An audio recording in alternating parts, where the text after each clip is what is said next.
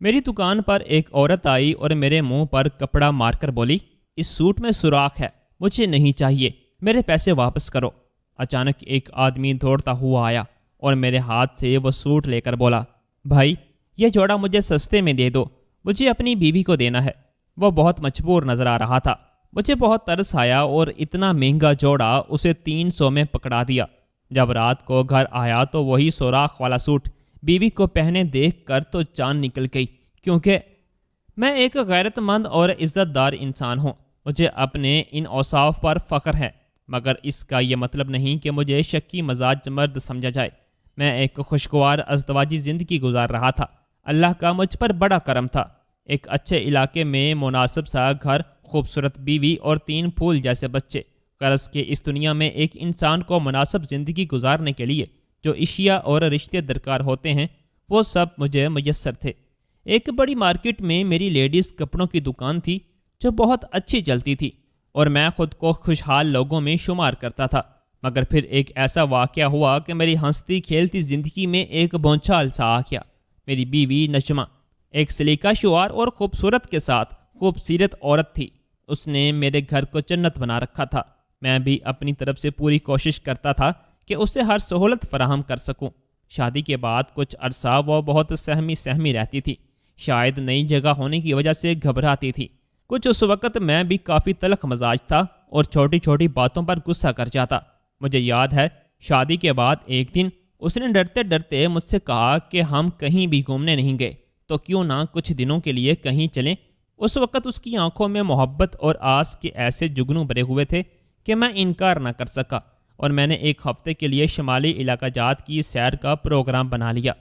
جب ہم طویل سفر کر کے وہاں پہنچے تو اس کی بے انتہا خوشی کو دیکھ کر میری ساری تھکن اتر گئی۔ وہ تھی بھی کافی کم عمر اور اس وقت تو وہ بالکل بچوں کی طرح خوش ہو رہی تھی۔ میں اسے لے کر ایک مناسب ہوٹل میں گیا جہاں میں نے پہلے ہی کمرہ بک کرا لیا تھا۔ اس نے بڑا خوبصورت گلابی رنگ کا ریشمی لباس پہن رکھا تھا جس میں وہ خود بھی گلابی ہی لگ رہی تھی۔ لباس کے اوپر اس نے ایک کالی چادر لپیٹ رکھی تھی جس میں سے وہ ایسے دکھائی دیتی جیسے بادلوں میں سے چمکتا چاند ہو۔ میں اس کی سنگت میں بہت خوش تھا۔ وہ تو ہر چیز کو بچوں کی طرح خوش ہو کر دیکھ رہی تھی۔ ہم نے وہاں بہت اچھا وقت گزارا، مگر جس دن ہمیں واپس آنا تھا اس سے ایک دن پہلے ایک واقعہ ہوا کچھ ایسے تھا کہ ہم دونوں اونچے نیچے پہاڑوں پر مٹر گشت کرتے قدرت کے حسین نظاروں میں کھوئے ہوئے تھے۔ راستے میں پانی کا ایک چشمہ تھا جس کے ٹھنڈے میٹھے پانی کو دیکھ کر وہ اس میں اتر گئی۔ پانی کی سطح 2-2.5 فٹ تک ہی تھی، مگر اس نے چادر کنارے پر رکھی اور پانچے چڑھا کر پانی میں اتر گئی۔ وہاں اس وقت ہم دونوں کو علاوہ اور کوئی نہ تھا۔ وہ بہت خوش تھی اور ٹھنڈا پانی ہاتھوں میں بھر کر مجھ پر اچھال رہی تھی۔ اس کے مترنم کہکہے دور تک گونج رہے تھے۔ میں کوئی اتنا رومانٹک انسان تو نہیں تھا، پر اس کے اس الڑ انداز نے مجھے اپنے رنگ میں رنگ لیا تھا۔ ہم دونوں ان لمحات کو بھرپور انجوائے کر رہے تھے کہ اچانک مجھے احساس ہوا کہ کسی نے کیمرے سے تصاویر اتاری ہے۔ میں ایک دم چکنا ہو گیا۔ وہ ابھی بھی بے فکری سے پانی میں کھڑی پانی اچھال رہی تھی۔ میں نے آہٹ پر کان لگائے تو قریبی درخت کے پیچھے مجھے کسی کی جھلک نظر آئی۔ میں خاموشی سے ٹہلنے کے انداز میں پیچھے ہونے لگا۔ جب میں اس درخت تک پہنچا تو دیکھا ایک کرخت چہرے والا مقامی بندہ تھا۔ اس کے ایک شولڈر پر مجھے رائفل بھی لٹکی نظر آئی، شاید کوئی شکاری تھا۔ وہ دوسری جانب سے نجمہ کو دیکھنے میں پوری طرح مگن تھا، بلکہ ہاتھ میں پکڑے کیمرے سے اس کی کچھ تصاویر بھی لے چکا تھا۔ اس کے چہرے پر مکروہ مسکراہٹ تھی اور آنکھوں میں شکاریوں والی مخصوص چمک۔ یہ سب دیکھ کر میرا غصے کے مارے برا حال ہو گیا۔ کسی بھی چیز کی پرواہ کیے بغیر میں نے اس کے کیمرے والا ہاتھ پر جھپٹا مار کر کیمرہ اپنے قبضہ میں لے لیا۔ اتنی دیر میں نجمہ کو بھی صورتحال کا اندازہ ہو گیا تھا۔ وہ جھٹ پانی سے نکل آئی اور کنارے رکھی بڑی چادر سے خود کو ڈھانپ لیا۔ دوسری جانب وہ مقامی غضبناک انداز میں میری جانب بڑھا، مگر اتنی دیر میں اس کے کیمرے کا ستیہ ناش کر چکا تھا۔ اس نے غصے میں مجھ پر اپنی گھن سیدھی کر لی تھی کہ اتنے میں نجمہ چیختی ہوئی آ کے مجھ سے لپٹ گئی اور وہ خرانٹ صورت اچانک مڑا اور لمبے قدم اٹھاتا ہوا اونچے نیچے راستوں پر کہیں غائب ہو گیا۔ ہمارا اتنے دن سے جاری خوشگوار سفر اس ایک واقعے سے تباہ ہو گیا تھا۔ میں اس وقت شدید غصے میں تھا، اس لیے نجمہ کو دھکا دیتے ہوئے تیز قدموں سے واپسی کے لیے مڑ گیا وہ بھی روتی کانپتی میرے پیچھے پیچھے ہی آ رہی تھی۔ ہوٹل واپس آ کر بھی میں شدید ہیجان میں مبتلا رہا۔ صبح ہماری واپسی تھی اور یہ رات ہمیں مزید اس ہوٹل میں گزارنی تھی۔ دوسرے دن ہم واپس گھر کے لیے روانہ ہوئے۔ اب میرا دماغ کچھ کنٹرول میں تھا، مگر وہ پہلے والی بات نہ تھی۔ نجمہ بھی خاموش تھی، اس کی وہ شرارتیں اور چہکاریں کہیں سو چکی تھیں۔ وہ چادر سے سر منہ پوری طرح ڈھانکے ہوئے تھی اور اس کی صرف آنکھیں ہی آدھی ادھوری نظر آ رہی تھیں۔ مجھے بھی افسوس تھا کہ میں نے ایسا شدید رد عمل کیوں دیا۔ اس میں بیچاری نجمہ کا کیا قصور تھا؟ مگر اس واقعے سے میرے پرانے زخم ہرے ہو چکے تھے۔ میں تو بہت کم عمری میں ہی عورت ذات کا ڈسا ہوا تھا۔ کتنا وقت، نہ جانے کتنا عرصہ گزرنے کے باوجود بھی ابھی تک میرے وہ زخم مندمل نہ ہو سکے تھے جو نو عمری میں لگے تھے۔ خیر، ہم گھر واپس آ گئے اور زندگی اپنی رفتار سے گزرنے لگی۔ نجمہ کی طرف سے نہ جانے کیا بات تھی کہ دل کیوں مطمئن نہیں ہوتا تھا۔ جب بھی میں اس کی معصومیت اور وفاداری کا اسیر ہونے لگتا، کچھ نہ کچھ ایسا ہو جاتا کہ میں پھر سے اپنے اسی خول میں بند ہو جاتا۔ وہ بھی تو اکثر کہیں کھوئی ہوئی محسوس ہوتی۔ ایسا لگتا تھا جیسے وہ میرے پاس ہوتے ہوئے بھی کہیں اور گم ہے۔ بہرحال جیسا بھی تھا، ہمارا ساتھ اور رشتہ برقرار تھا۔ اس دوران ہمارے 3 بچے بھی ہو چکے تھے۔ اللہ کا مجھ پر بڑا کرم تھا۔ میرے کپڑے کی دکان بہت اچھی چل رہی تھی۔ شکوک کے ناگ اکثر مجھے اپنی لپیٹ میں لے لیتے تھے، مگر اب معصوم بچوں کے چہرے دیکھ کر میں ان کا سر کچلنے میں کامیاب ہو جاتا تھا۔ کئی بار ایسا ہوتا تھا کہ کوئی عورت یا آدمی کپڑا یا سوٹ لے جاتا اور پھر بعد میں واپس کرنے آ جاتا۔ کسی کو سائز کا مسئلہ ہوتا یا کسی کپڑے میں کوئی نقص بتاتا تو میں خاموشی سے واپس کر لیتا تھا، جبکہ میرے آس پاس کے دکاندار بیچا ہوا سامان واپس نہیں کرتے تھے، اور میں اکثر دیکھتا تھا کہ اس بات پر وہاں کتنی بحث و تکرار ہو جاتی تھی۔ میری اس اچھی عادت کی وجہ سے میرے کسٹمر بھی مجھ سے خوش تھے اور مزید لوگوں کو میری دکان کا پتہ بتاتے اور میری خوش اخلاقی کی تعریف کرتے۔ ایک دن ایک عورت میری دکان پر آئی اور نہایت بدتمیزی سے ایک کپڑا میرے منہ پر دے مارا۔ ساتھ ہی کہنے لگی کہ مجھے یہ سوٹ نہیں چاہیے، اس کی قمیص میں سوراخ ہے۔ مجھے اس کے اس انداز پر بہت غصہ آیا اور میں نے اس عورت سے کہا کہ باجی، اگر آپ کو واپس کرنا ہے یہ سوٹ تو کوئی بات نہیں، میں آپ کی رقم واپس کر دیتا ہوں، یا آپ چاہیں تو مجھ سے اس کے بدلے دوسرا سوٹ لے جائیں۔ وہ میری اس خوش اخلاقی سے کچھ شرمندہ سی ہو گئی اور کہنے لگی کہ ٹھیک ہے، میں دوسرا سوٹ لے لیتی ہوں۔ پھر وہ اپنی پسند کا دوسرا سوٹ لے کر خوش خوش چلی گئی۔ ابھی میں اس کا واپس کروایا ہوا سوٹ اٹھا کر اس کی قمیض میں موجود سوراخ کو دیکھ ہی رہا تھا کہ ایک آدمی تیز قدموں سے تقریباً دوڑتا ہوا آیا اور میرے ہاتھ میں موجود سوٹ دیکھ کر لجاجت سے کہنے لگا، بھائی یہ سوٹ مجھے سستے میں دے دو، میری نئی نئی شادی ہوئی ہے اور میں یہ سوٹ اپنی بیوی کو تحفے میں دینا چاہتا ہوں۔ میں نے اسے کہا کہ اچھا، کتنے سستے میں؟ اس پر وہ کہنے لگا، میرے پاس 300 روپے ہیں، اگر آپ اتنے پیسوں میں مجھے سوٹ دے دو گے تو میں بہت احسان مند رہوں گا۔ میرے دل میں نہ جانے کیا آئی کہ میں نے وہ اتنا مہنگا سوٹ، اس کی قیمت ہزاروں میں تھی، اٹھا کر اس آدمی کو دے دیا۔ وہ سوٹ پا کر بہت زیادہ خوش ہوا اور مجھے دعائیں دیتا ہوا چلا گیا۔ پورے دن کے بعد جب رات کو میں دکان بند کر کے گھر کی طرف روانہ ہوا تو مجھے یاد آیا کہ آج تو میری شادی کی سالگرہ ہے۔ یہ سوچ کر میرے چہرے پر مسکراہٹ آ گئی، کیونکہ میں شادی کی سالگرہ ہمیشہ بھول جاتا تھا، مگر آج نہ جانے کیسے مجھے اچانک یہ بات یاد آ گئی، تو میں نے سوچا کہ کیوں نہ نجمہ کے لیے کوئی تحفہ لے جاؤں۔ یہ سوچ کر میں ایک جیولری شاپ کی طرف بڑھ گیا اور نجمہ کے لیے ایک خوبصورت اور نازک سا لاکٹ چین سیٹ خرید لیا، ساتھ ہی ایک بڑی بیکری سے کیک بھی خریدا اور گھر کی طرف بڑھ گیا۔ آج میں بہت خوش تھا اور اپنی بیوی کو سرپرائز دینا چاہتا تھا۔ میں گھر میں داخل ہوا تو بچے مجھ سے لپٹ گئے۔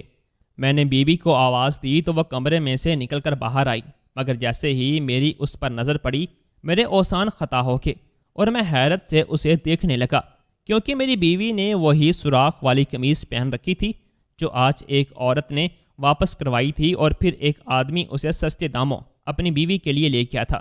میں جس سرشاری اور خوشی کے ساتھ گھر میں داخل ہوا تھا وہ سب کہیں غائب ہو چکی تھی۔ میں نے بے دلی سے کیک اور تحفہ اسے دیا اور کمرے میں جا کر لیٹ گیا۔ میری آنکھوں کے آگے اندھیرا آ رہا تھا۔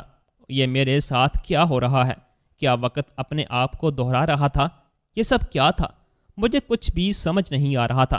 مجھے اپنی ساری زندگی ہی بیکار لگ رہی تھی۔ سوال تھے جو میرے گرد پھندا ڈالے بیٹھے تھے۔ کیا میری بیوی مجھ سے بے وفائی کر رہی تھی؟ وہ آدمی کون تھا جو دکان سے سوٹ لے گیا تھا، اور جو سوٹ وہ اپنی بیوی کے لیے لے گیا تھا وہ میری بیوی کے جسم پر کیا کر رہا تھا؟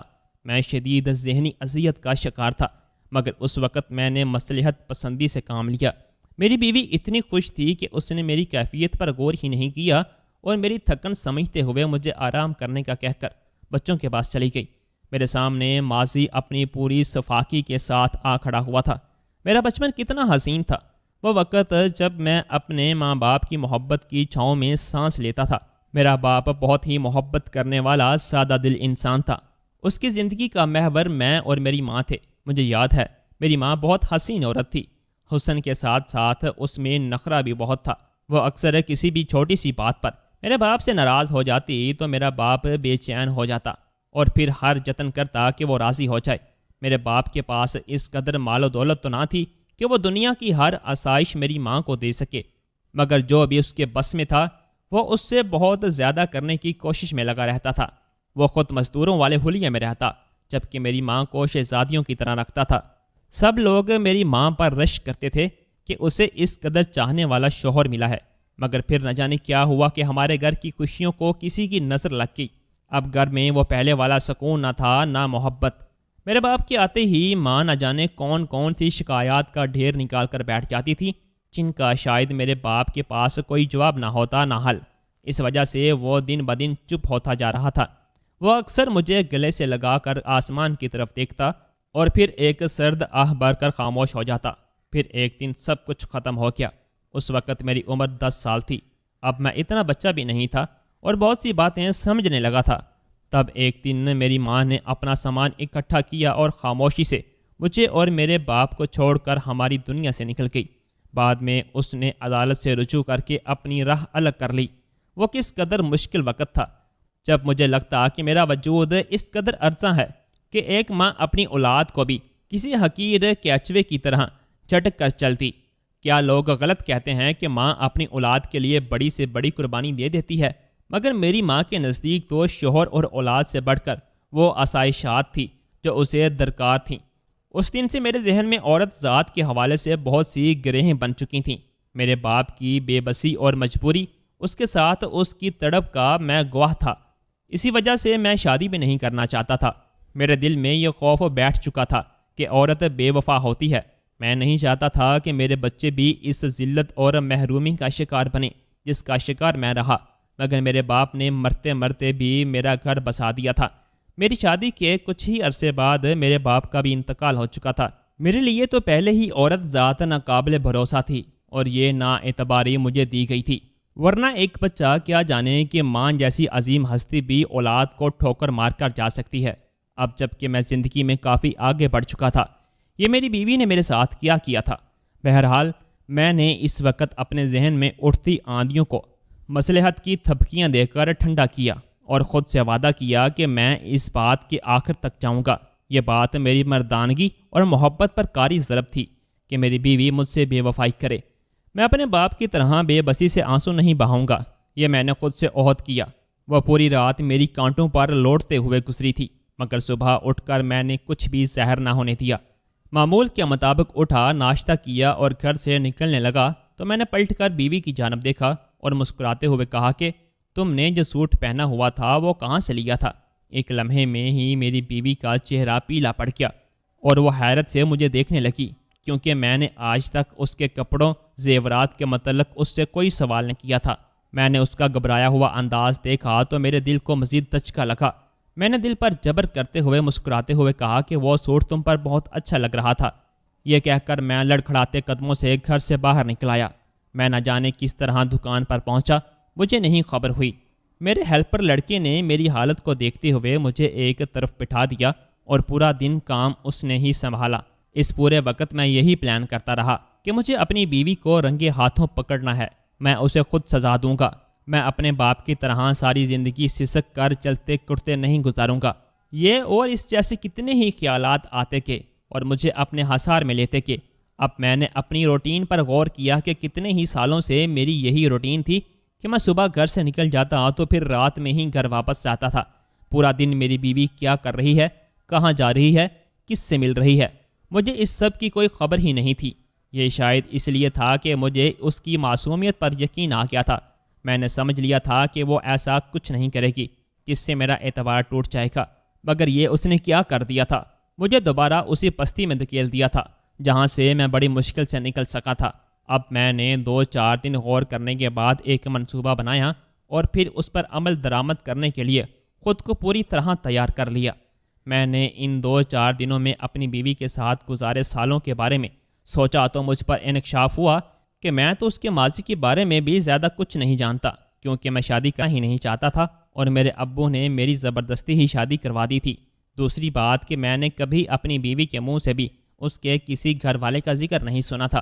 آخر وہ آسمان سے تو نہیں ٹپکی ہوگی، اس کا بھی کوئی خاندان، گھر اور رشتہ دار ہوں گے۔ میں ایسا بے خبر رہا کہ ان سب باتوں کی جانب کبھی دھیان ہی نہیں کیا۔ اب تو شکوک کے انبار تھے جو میرے سامنے پہاڑوں کی طرح کھڑے ہوئے تھے اور مجھے ان کی چوٹیاں سر کرنی تھیں۔ میں نے دکان پر ایک اور ہیلپر لڑکا رکھ لیا۔ پہلے والا لڑکا تو میرے بھروسے کا تھا۔ اب میں نے دکان دونوں کے سپرد کی اور کچھ دن شہر سے باہر جانے کا کہہ کر وہاں سے فارغ ہو گیا۔ دوسرے مرحلے پر میں نے اپنی بیوی سے بھی یہی کہا کہ میں کچھ دن کے لیے کسی کام سے شہر سے باہر جا رہا ہوں۔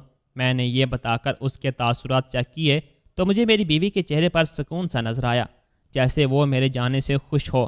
میں نے اپنے گھر سے 2 گلیاں دور مگر گھر کے بالکل سامنے ایک اونچی بلڈنگ کے اوپری پورشن میں ایک فلیٹ بھی کچھ دن کے لیے کرائے پر لے لیا تھا۔ میں شہر سے باہر جانے کا کہہ کر وہاں جا کر چھپ گیا۔ تمام ضروری سامان بھی پہلے ہی وہاں لے کر رکھ چکا تھا۔ اب میں نے کھڑکی کے سامنے ایک کرسی رکھی اور دوربین کی مدد سے اپنے گھر کی نگرانی کرنے لگا۔ پورا دن اور پھر رات بھی گزر گئی مگر مجھے کچھ بھی ایسا نظر نہ آیا جو قابل اعتراض ہوتا۔ دوسرے دن بھی میں نے اپنی وہی روٹین اپنائی۔ صبح میرے تینوں بچے اسکول کے لیے گئے تو کچھ دیر بعد کام والی ماسی آ گئی۔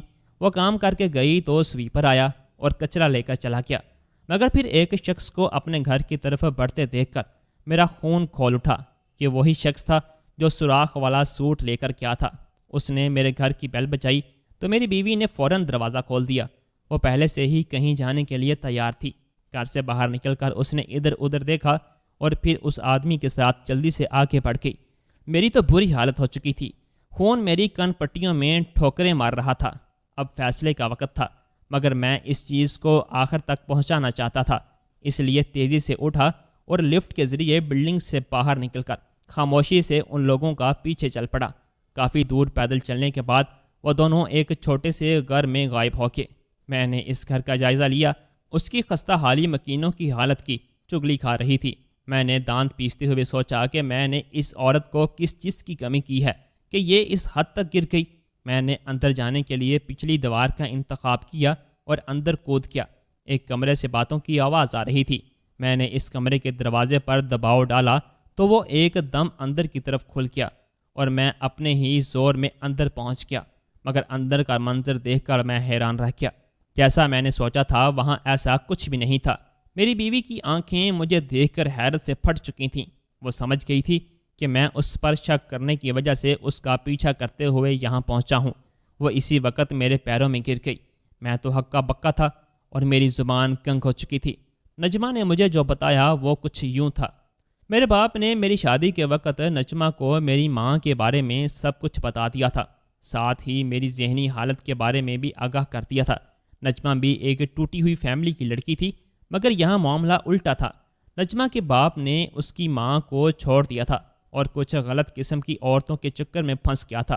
اس نے باپ نے نجمہ کو اپنے پاس رکھ لیا تھا کیونکہ وہ کچھ بڑی تھی، جبکہ اس کا بھائی جو ماں کی گود میں تھا وہ ماں کے ساتھ ہی بیچ دیا تھا۔ نجمہ کی ماں نے محنت مزدوری کر کے اپنے بیٹے کو پال لیا تھا، جبکہ نجمہ کی دادی نے اپنے آخری وقت پر اس کی شادی کر دی کیونکہ وہ اسے اس کے باپ کے رحم و کرم پر نہیں چھوڑ سکتی تھی۔ نجمہ نے اس ڈر سے کہ میں اس کی ماں کی وجہ سے اس پر بھی کسی قسم کا شک نہ کروں یہ سب چھپایا تھا۔ اس کے بھائی کی بھی شادی ہو چکی تھی اور اس دن وہ واقعی اپنی بیوی کے لیے سوٹ لے کر گیا تھا، مگر جب بہن کی شادی کی سالگرہ کا علم ہوا تو وہ سوٹ اسے تحفے میں دے دیا۔